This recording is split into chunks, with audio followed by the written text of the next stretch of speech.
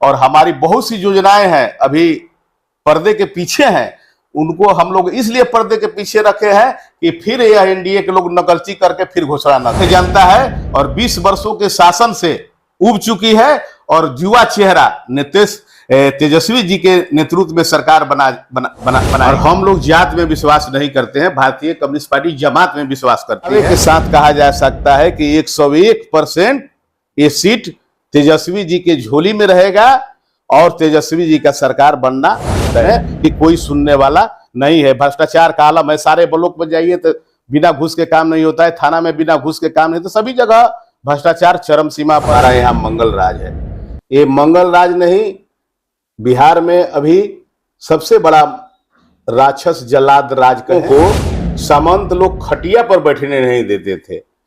जब लालू जी का राज आया तो गरीबों ने अपना राज समझा। नमस्कार साथियों, चुनावी यात्रा के दौरान आज मैं पहुंचा हूं कड़गड़ विधानसभा में और हमारे साथ मौजूद हैं सीपीआई 2015 के प्रत्याशी महेंद्र गुप्ता सर। इनसे हम यहाँ के क्षेत्रवार स्थिति को समझने का प्रयास करेंगे और महागठबंधन की किस तरह की तैयारी है इनकी, इस पर थोड़ा सा विस्तार से जानने का प्रयास करेंगे। सर, चैनल से बातचीत करने के लिए आपका शुक्रिया। जानना यह था सर कि महागठबंधन की तैयारी किस तरह से चल रहा है यहाँ। सबसे पहले आपको और आपके चैनल के माध्यम से देख रहे सभी दर्शकों को मेरे तरफ से सादर प्रणाम, आदाब, सलाम। सबसे पहले तो बिहार में जो बढ़ते हुए अपराध है, अफसरशाही है, भ्रष्टाचार और महंगाई, बदहाल शिक्षा एवं स्वास्थ्य से लोग त्रस्त हैं और बिहार में पिछले 20 वर्षों के एनडीए के शासनकाल में 20,000 हत्याएं, 25,000 बलात्कार की घटनाएं, 1 लाख अपहरण की घटनाएं और लगभग 3 लाख से ज्यादा चोरी डकैती की घटनाएं घट चुकी है। और फिर भी ये सुशासन बाबू कहते हैं कि हमारा यहाँ मंगल राज है।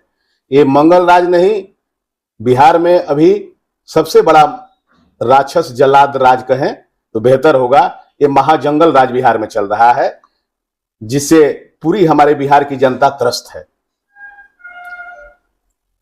तो यहाँ क्या ऐसा विशेष कर देंगे कि नीतीश कुमार के सुशासन को कहा जाए कि यहाँ खराब चल रहा है, क्योंकि उनका तो सुशासन के ऊपर में एक तरह से है कि नहीं, मेरे राज्य में लोग सुरक्षित रहते हैं।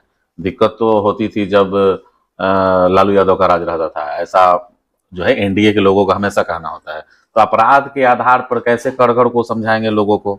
ये एनडीए के लोग जो हैं लालू यादव का हवा खड़ा करते हैं कि इनके लालू यादव जी के राज में जंगल राज था। ये जंगल राज नहीं था, गरीबों का राज था, शोषितों का राज था, पीड़ितों का राज था। पहले शोषित, पीड़ित, दलित, आदिवासी, पिछड़े वर्ग के लोगों को सामंत लोग खटिया पर बैठने नहीं देते थे। जब लालू जी का राज आया तो गरीबों ने अपना राज समझा, खटिया पर बैठना शुरू कर दिया। जो शोषण अत्याचार कर रहे थे उनके विरुद्ध आवाज उठाना शुरू कर दिया। ब्लॉक और थाना में हमारे जो पिछड़े समाज के लोग हैं, दलित समाज के लोग हैं, लालू जी के राज में आना जाना शुरू कर दिए, अपने समस्याओं को लेकर संघर्ष करना शुरू कर दिए और सामंतियों का जो शोषण अत्याचार करते थे, हमारी बहू बेटियों की इज्जत सुरक्षित नहीं थी, उनके खिलाफ में संघर्ष करते थे और उनका प्रतिकार कर जवाब देते थे। इसलिए उस जवाब को, उस शोषण विरुद्ध अत्याचार के खिलाफ जो उनका संघर्ष होता था, उसको एनडीए के लोगों ने जंगल राज कहने का काम किया। लेकिन आज देख रहे हैं कि बिहार में आए दिन चोरी, डकैती, अपहरण, रेप की घटनाएं लगातार हो रही है। अभी हमारे बगल में कोचस है कड़गड़ विधानसभा में, वहां के सूरज सोनी जी, सूरज सेठ जो स्वर्ण व्यवसायी हैं, बड़ा व्यवसायी, उनका 5 करोड़ से अधिक का डकैती हो गया, लेकिन अभी तक उनका माल बरामद नहीं हुआ और वे अभी उनका जीवन यापन करने में बहुत कठिनाई हो रही है। आरा में दिन दहाड़े सोने चांदी की दुकान लूट गई, मुजफ्फरपुर में सोने चांदी की दिन दहाड़े दुकान लूट गई और पटना में दिन दहाड़े मर्डर की घटनाएं हो रही हैं। तब पर भी लोग कह रहे हैं कि सुशासन राज है। कैसा सुशासन राज है? भाजपा के लोग कहते हैं कि बेटी बचाओ, बेटी पढ़ाओ, और माननीय प्रधानमंत्री जी के संसदीय क्षेत्र सासा बनारस में हमारे सासाराम की बेटी स्नेहा कुशवाहा पढ़ाई करने गई थी, माननीय प्रधानमंत्री के संसदीय क्षेत्र बनारस में सुरक्षित जोन समझकर गई थी कि माननीय प्रधानमंत्री जी का संसदीय क्षेत्र है तो मुझे सुरक्षा मिलेगी, और पढ़ाई करने के लिए गई थी। वो मेधावी छात्रा थी, लेकिन अपराधियों ने हमारी बेटी स्नेहा कुशवाहा को रेप करके जघन्य अपराध करते हुए उसकी हत्या कर दी गई, लेकिन आज तक उस घटना का उद्भेदन नहीं हुआ और न ही किसी दोषियों को गिरफ्तार किया। सरकार जो है कान में तेल डालकर सो रही है, और बाबा जोगी के राज में बुलडोजर बाबा के नाम से जो प्रसिद्ध है, आए दिन हत्याएं लूट बलात्कार हो रही है। यही सुशासन है इन लोगों का। सामंती राज की सर आपने बात की, लालू यादव के शासनकाल को उसके प्रतिरोध के रूप में याद किया जाता है, इतिहास में दर्ज है वो चीजें। तो कड़गर विधानसभा में भी कुछ सामंती शक्तियों जैसी बातें अभी हैं। सामंती शक्तियां अभी कुछ सक्रिय हैं, लेकिन लालू जी के राज जब आया था तो शोषितों पीड़ितों ने संघर्ष करके सामंतियों को परास्त करने का काम किया था। लेकिन जब से 20 वर्ष से एनडीए की सरकार बनी है, तब से सामंती फिर सर उठा रहे हैं, और इन सर को कुचलना जरूरी है। और हम इन सर को तब कुचल सकते हैं जबकि हमारी अपनी सरकार हो। हम लोग चाहते हैं कि तेज रफ्तार तेजस्वी सरकार, माननीय तेजस्वी जी के नेतृत्व में महागठबंधन की सरकार बनेगी, तो जो सामंती शक्तियां हैं सर उठा रही हैं, अपने आप उनका सर झुक जाएगा और पुनः तेजस्वी जी के नेतृत्व में गरीबों का शासन बिहार में आ जाएगा। महागठबंधन से पिछली बार चुनाव जीता था कड़गर विधानसभा, ये आप लोगों की बहुत बड़ी उपलब्धि रही थी। वर्तमान के जो विधायक हैं, इनके कामों के प्रति जब मैं क्षेत्र में बात कर रहा था तो बहुत सारी असंतुष्टि देखने को मिला। तो वर्तमान के विधायक के जो कार्य हैं, उनके आधार पर क्या महागठबंधन को नुकसान नहीं होने वाला है? ये जहां तक नुकसान की बात है, आपने सर्वे किया, आपके सर्वे के अनुसार भी वर्तमान विधायक की कमियां आ रही हैं, और लोगों को बहुत से लोग कह भी रहे हैं कि जब से यहां पर सीट चेंज नहीं होगा तब से महागठबंधन विजय नहीं होगा, और लोग आशा भरी नजरों से सीपीआई की तरफ देख रहे हैं। मैं भारतीय कम्युनिस्ट पार्टी का 40 वर्षों से लगातार सदस्य हूं और सामाजिक न्याय की धारा को मजबूत करने का काम करता हूं। शोषित पीड़ित गरीबों के आवाज हूं, और उनके लिए सदैव मैं बरसाती मेढक की तरह केवल चुनाव में नहीं आता हूं। यहाँ की टोटल जनता जानती है, और आप सर्वे कर रहे हैं तो सभी जगह जाएंगे तो हमारे बारे में पूछ सकते हैं कि मैं सालों भर, केवल चुनाव के समय नहीं, सालों भर जनता के जन समस्याओं को लेकर सड़क पर संघर्ष करने का काम करता हूं, उनके सुख दुख में हाथ बटाने का काम करता हूं, और शोषित पीड़ित दलित जो हमारे वंचित समाज के लोग हैं, उनके दुख में उनका आंसू पोंछने का काम करता हूं।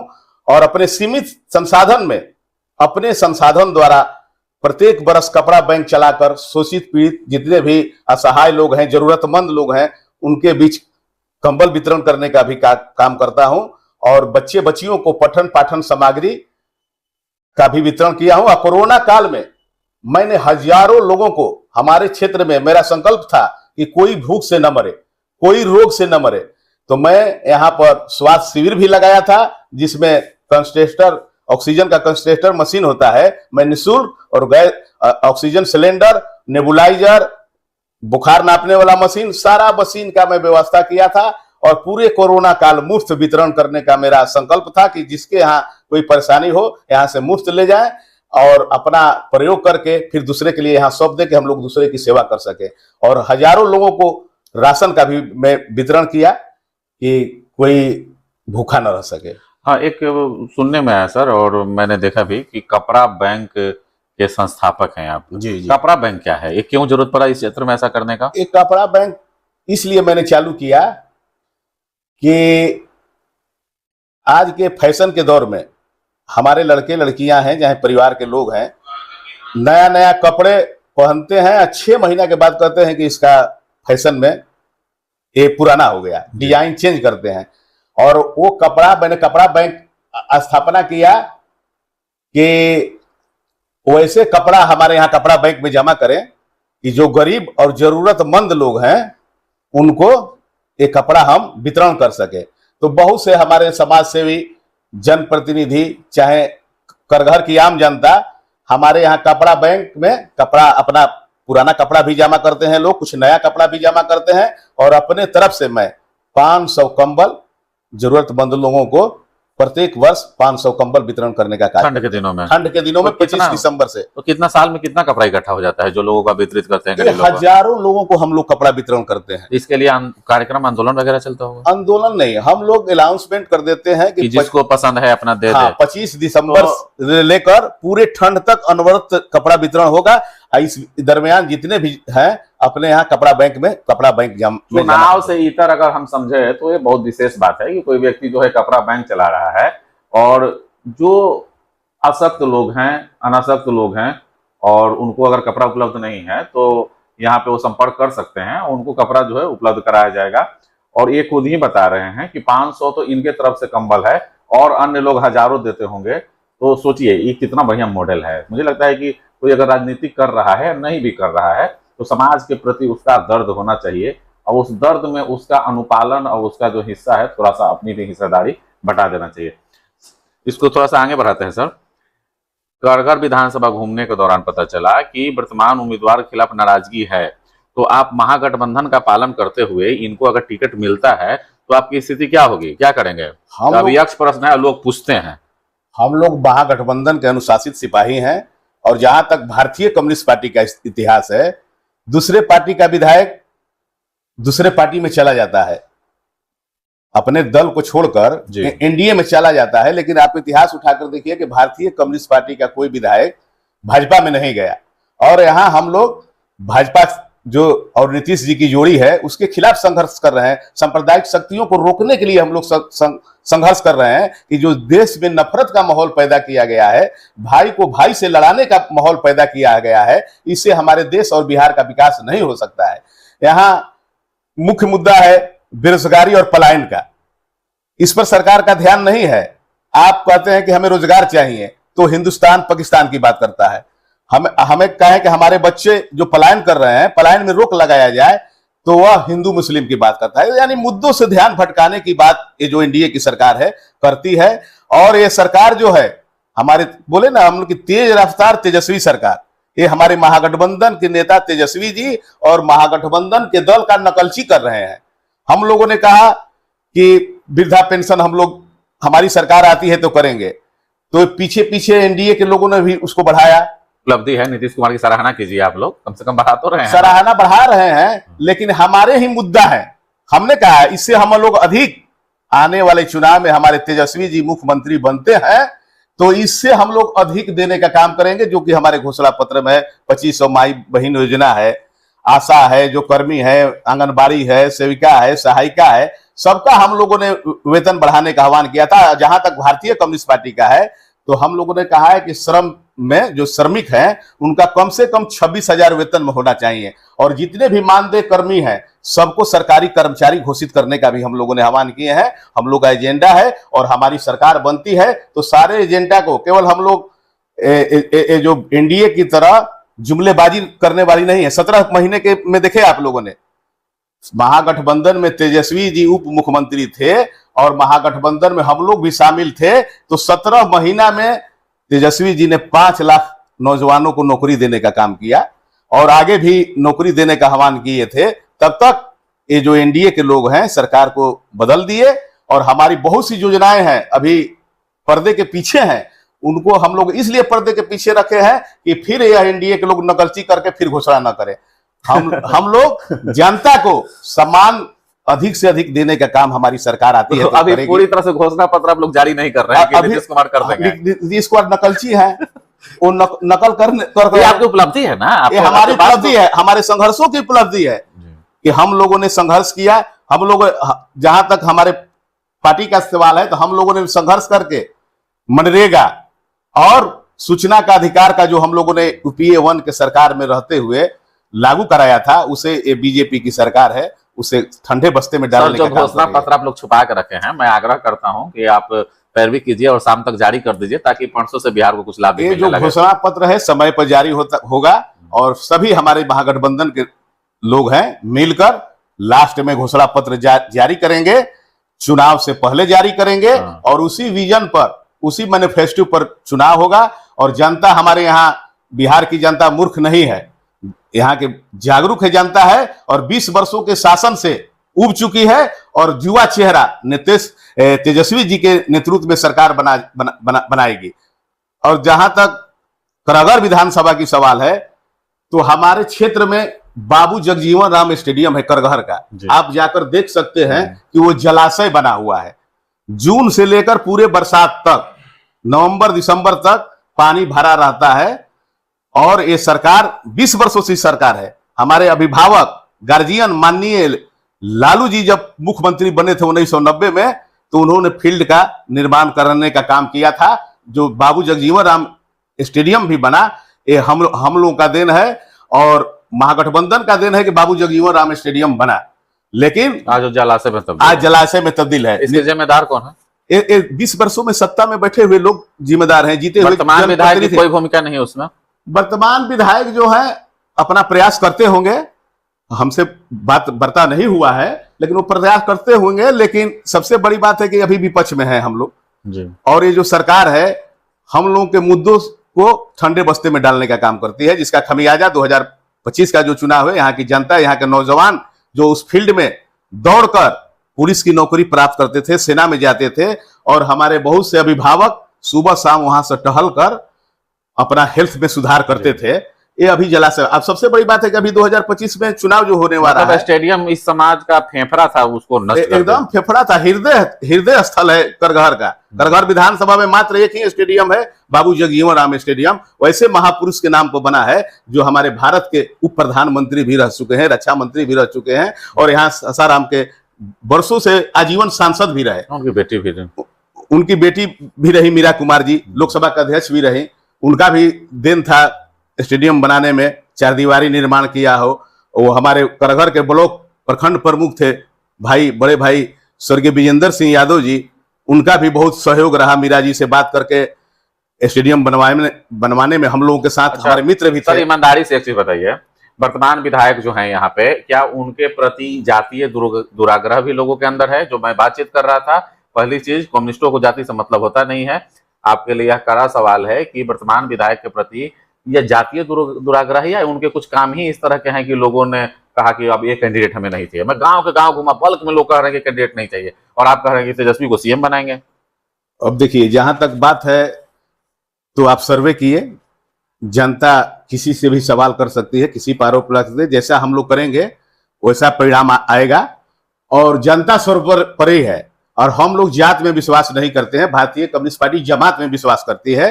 हम लोग जात पात की राजनीति नहीं करते हैं, हम लोग जमात की राजनीति करते हैं। और हमारा जहां तक है पर्सनल, तो मेरा सभी जातियों में अच्छा संबंध है, सभी से प्यार और स्नेह हमें मिलता है। और जो भी होगा आप सर्वे कर रहे हैं, जनता बताएगी। मैं इस बारे में कुछ नहीं कर सकता हूं। असंतोष है आपके माध्यम से, बहुत से चैनल के माध्यम से भी देख रहे हैं कि सर्वे जो रिपोर्ट आ रहा है उसमें असंतोष है। और महागठबंधन को अगर सरकार बनाना है, और हम लोग की भी दिल्ली इच्छा है, और हमारे क्षेत्र की जनता की भी इच्छा है कि युवा चेहरा माननीय तेजस्वी जी के नेतृत्व में सरकार बने, तो यहाँ अगर भारतीय कम्युनिस्ट पार्टी को ये सीट मिलता है, तो दावे के साथ कहा जा सकता है कि 101% ये सीट तेजस्वी जी के झोली में रहेगा, और तेजस्वी जी का सरकार बनना तय रहेगा। सीपीआई में किसी को भी मिले, किसी को मिले, सीपीआई को मिले। आपके चेयरपर्सन डी राजा सिर्फ एक ही सीट की डिमांड किए हैं, जो यहाँ पे टोटल 22 सीटें शाहाबाद की हैं, सिर्फ एक सीट की डिमांड किए हैं। उनकी बातों को क्या माना जाएगा? महागठबंधन मानना चाहिए, क्योंकि हम भी एक महागठबंधन के मजबूत हिस्सा हैं, और हमारा 243 सीटों पर सीपीआई का मजबूत जनाधार है। और राजा साहब हो, चाहे हमारे राज्य सचिव राम नरेश पांडे जी हो, उन्होंने संकल्प लिया है कि पूरे शाहाबाद रेंज में मात्र एक सीट का डिमांड किया है। इससे बड़ा बात क्या है कि ये लोग करगहर को विशेष रूप से अध्ययन करके करगहर सीट का चयन किए हैं, और अपना जनाधार हम लोग चाहते थे। हमारे पार्टी का है सोच कि प्रत्येक जिलों में हम लोग लड़े, लेकिन महागठबंधन की मजबूरियों को देखते हुए, साथ से सांप्रदायिक शक्तियों को सत्ता से हटाने के लिए हम लोग त्याग करने के लिए भी तैयार हैं। इसलिए हमारे पार्टी ने मात्र 24 सीटों पर लड़ने का महागठबंधन में प्रस्ताव दिया है, जिसमें पूरे शाहाबाद रेंज में एक सीट करगहर है। और आप देखते हैं कि शाहाबाद रेंज समाजवादियों का गढ़ है कि पिछले चुनाव में भारतीय कम्युनिस्ट पार्टी के लोगों ने महागठबंधन को भरपूर समर्थन देकर शाहाबाद रेंज से एनडीए का सफाया करने में भी सहयोग करने का काम किया। और आप सर्वे कर रहे हैं तो देख सकते हैं कि सीपीआई का यहाँ लोग क्या है और कितने ईमानदार लोग हैं। सीपीआई संगठन की पार्टी है और प्रत्येक गांव में हमारी पार्टी है। हमारे यहाँ सभी गांव में करगहर विधानसभा के 40 पंचायतों में हमारी शाखा कमेटियां हैं, बूथ लेवल कमेटियां हैं। हम लोग लगभग अभी तक 70% बूथ कमेटियां बना चुके हैं, 30% ही बूथ कमेटियां बाकी है। हम लोग जोरदार तैयारी में है, संघर्ष में है और सीपीआई को यह सीट मिलता है तो 101% सीपीआई ये सीट निकालकर तेजस्वी जी की झोली में डालने का काम करेगी। तो आपने सुना महेंद्र जी को क्षेत्रवार समस्या से लेकर और कुछ समस्याएं हैं हमारे जी। सबसे हृदय स्थल है जो स्टेडियम का मैंने बात रखा, इसमें 4 फीट जो जल जमा हो जाता है, 4 फीट मिट्टी भराव करके इसको अगर पुनर्निर्माण नहीं किया जाता है तो आने वाले दिनों में यहाँ महामारी फैलने की भी इस मोहल्ले में समस्या है, गंदगी का बार लगा रहता है। और दूसरा है, बड़े दुख के साथ कहना पड़ता है कि 2010 में विधानसभा का चुनाव हुआ करगहर, पहली बार का हुआ 2008 में। इसके लिए भी हम लोगों ने भारतीय कम्युनिस्ट पार्टी ने संघर्ष किया करगहर को विधानसभा बनाने के लिए। करगहर विधानसभा करगहर जो प्रखंड है 3 विधानसभा में बटा हुआ था, दिनारा विधानसभा, मोहनिया विधानसभा, चेनारी विधानसभा। और करगहर पर किसी विधायक का ध्यान नहीं रहता था तो भारतीय कम्युनिस्ट पार्टी ने इस मुद्दे को उठाया और कहा कि करगहर को स्वतंत्र विधानसभा घोषित करो। और उसी संघर्ष का देन था कि 2008 में विधानसभा घोषित हुआ, करगहर अलग स्वतंत्र, और 2010 में पहला चुनाव हुआ। लेकिन एनडीए का सरकार 20 वर्षों से है, करगहर विधानसभा बनने के बाद भी पटना राजधानी के लिए करगहर से बस की व्यवस्था नहीं है। हम लोगों ने लगातार संघर्ष करके इसका डिमांड किया कि करगहर से पटना के लिए पथ परिवहन का बस चलाया जाए। और साथ ही साथ एक करगहर नहर देख रहे हैं आप, करगहर नहर पर मार्केट कॉम्प्लेक्स बन जाता है तो बहुत से युवाओं बेरोजगारों को रोजगार मुहैया होगा। हम लोग मांग कर रहे हैं कि नहर है उसको पाट कर मार्केट कॉम्प्लेक्स बनाया जाए कि सरकार को भी राजस्व आए। और कोचस जो है करगहर का बहुत बड़ा बाजार है, 4 लेन से जुड़ा हुआ है। हम लोग का एक और डिमांड है कि कोचस को अनुमंडल का दर्जा दिया जाए और करगहर विधानसभा में ही परसथुआ बहुत बड़ा बाजार है, उसको परसथुआ को प्रखंड मुख्यालय का दर्जा दिया जाए, ये भी हम लोग का डिमांड है। और साथ ही साथ और डिमांड है कि शेर शाह की नगरी सासाराम और विश्वामित्र की नगरी बक्सर को जोड़ने के लिए सासाराम से पटना तक रेलवे लाइन का निर्माण किया जाए, ये हमारा मुद्दा है। और नहरों का पानी किसानों के पटवन के लिए अंतिम छोर तक पहुंचे, इसलिए किसान हमारे यहाँ अन्नदाता हैं। और एक करगहर जो क्षेत्र है धान का कटोरा बोला जाता है, लेकिन किसानों का सरकार द्वारा कोई सुविधा नहीं है। अभी हाहाकार मचा हुआ है खाद के लिए, देख रहे हैं 242 रुपया रेट है, 400-500 रुपया में खाद मिल रहा है। सरकार के कान में तेल डाल कर सो रही है। हम लोग रोड पर आवाज उठाते हैं लेकिन अफसरशाही इतना हाई है इस नीतीश सरकार में कि कोई सुनने वाला नहीं है। भ्रष्टाचार का आलम है, सारे ब्लॉक में जाइए तो बिना घूस के काम नहीं होता है, थाना में बिना घूस के काम नहीं, तो सभी जगह भ्रष्टाचार चरम सीमा पर है। यही विभिन्न समस्याएं हैं। हम लोग चाहते हैं कि यहाँ से बेरोजगारी दूर हो, पलायन रुके, क्योंकि ये जो बिहार है इसको भाजपा के लोगों ने सस्ता मजदूर का फैक्ट्री बना दिया है। गुजरात से ज्यादा विधायक गुजरात से ज्यादा एमपी 40 एमपी जीतते हैं हम लोग के बिहार से, लेकिन फैक्ट्री लगेगा गुजरात में और मजदूर ढोने के लिए ट्रेन चलेगा बिहार से। ये इनकी नीति है कि बिहार में कल कारखाने नहीं लगा रहे हैं। हमारे डालमिया नगर कारखाना, लालू जी ने रेल कारखाना का पैसा भी डाला था लेकिन ये सरकार कारखाना को नहीं चालू की। तो हम लोग का यह है कि पलायन रुके। हमारे युवा नेता हैं, रोजगार पर उनका मेन फोकस है तेजस्वी जी का, वो उन्होंने रोजगार देने का वादा किया है, वो अपने वादे पर कायम रहेंगे। हमें पूर्ण विश्वास है कि यहाँ से बेरोजगारी और पलायन की समस्या हमारी सरकार आती है तेजस्वी जी के नेतृत्व में तो ये सारी कामें हो जाएंगी। जनता का सब हम लोग सुख दुख में साथ देने का काम करेंगे। तो आपने सुना करगहर विधानसभा 2015 के प्रत्याशी महेंद्र गुप्ता जी को, इन्होंने क्षेत्रवार समस्या समेत बिहार की भी समस्याओं को चिन्हित किया। और हमें यह नहीं भूलना चाहिए कि सीपीआई जो है एक समय बिहार की सबसे बड़ी विपक्षी पार्टी थी और वह समय था लालू यादव का समय। आप हमारे साथ बने रहिए। बहुत बहुत धन्यवाद।